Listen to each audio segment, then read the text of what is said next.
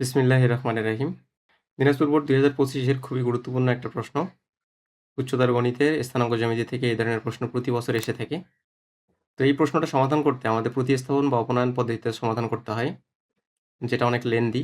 যেহেতু এমসিকিউ ১ নম্বর প্রশ্ন, আমরা এটাকে দ্রুত সমাধান করতে পারলেই বেশি ভালো হয়। তো সেই জায়গা থেকে আমি ক্যালকুলেটরে কিভাবে সমাধান করতে হয় সেটা দেখাবো। তো তোমাদের যাদের ৯৯১ ইএস সিরিজের ক্যালকুলেটর আছে বা অন্য ক্যালকুলেটর আছে সেটা দিয়েও সমাধান করা যায়। তো আমরা প্রথমে কোশ্চেনটা পড়ে দেখি। কোশ্চেনে দেয়া আছে y = x + 5 এবং y = -x + 5 রেখাদ্বয়ের ছেদবিন্দু নিচের কোনটি? তাহলে এই রেখাদ্বয় পরস্পর ছেদ করছে, তাদের ছেদবিন্দু এই ৪ টা অপশনের মধ্যে কোনটা হয় সেটা আমাদেরকে আইডেন্টিফাই করতে হবে। সেটা করার জন্য আমি ধরে নেই যে এই সমীকরণের রেখাটা হচ্ছে এইটা এবং এই সমীকরণের রেখা হচ্ছে এইটা এবং তাদের ছেদবিন্দু হচ্ছে এইটা। এই ছেদবিন্দুটাই আমাদেরকে বের করতে হবে। সেটা বের করার জন্য প্রথমেই আমাদেরকে এই সমীকরণ ২ টাকে সিম্পলিফাই করে নিতে হবে একটু। সিম্পলিফাই করার জন্য প্রথমে কি করব? x এবং y কে বাম দিকে নিয়ে আসব। এই সমীকরণে যদি আমি x এবং y কে বাম দিকে নিয়ে আসি তাহলে কি হবে? যে x টাকে এই পাশে নিয়ে আসলে হবে -x + y = 5।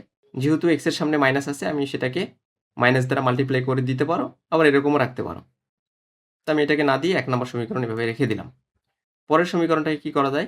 y টাকে যদি এই পাশে নিয়ে যাই আমি বা x টাকে যদি এই পাশে নিয়ে আসি তাহলে কি হবে? যে x + y = 5। এটা হচ্ছে আমার ২ নম্বর সমীকরণ।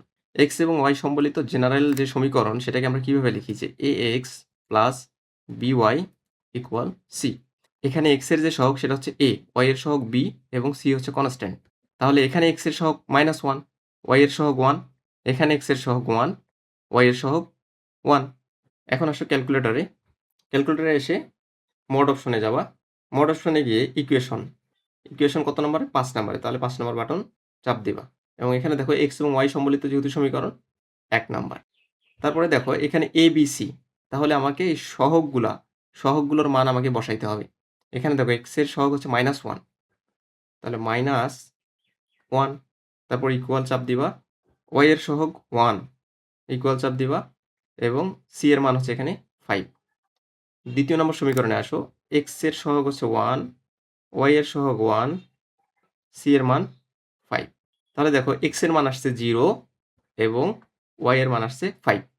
তাহলে এখানে কোথায় x এর মান 0 এবং y এর মান 5? এই যে দেখো ঘ নাম্বারে x এর মান 0 এবং y এর মান 5। তাহলে এই বিন্দুটাই এই ২ টা সমীকরণের ছেদবিন্দু। এভাবে আমরা এই ধরনের প্রবলেমগুলো খুব সহজেই ক্যালকুলেটর দিয়ে সমাধান করতে পারি। তো ধন্যবাদ সকলকে। দেখা হবে অন্য কোনো ভিডিওতে। আল্লাহ হাফেজ।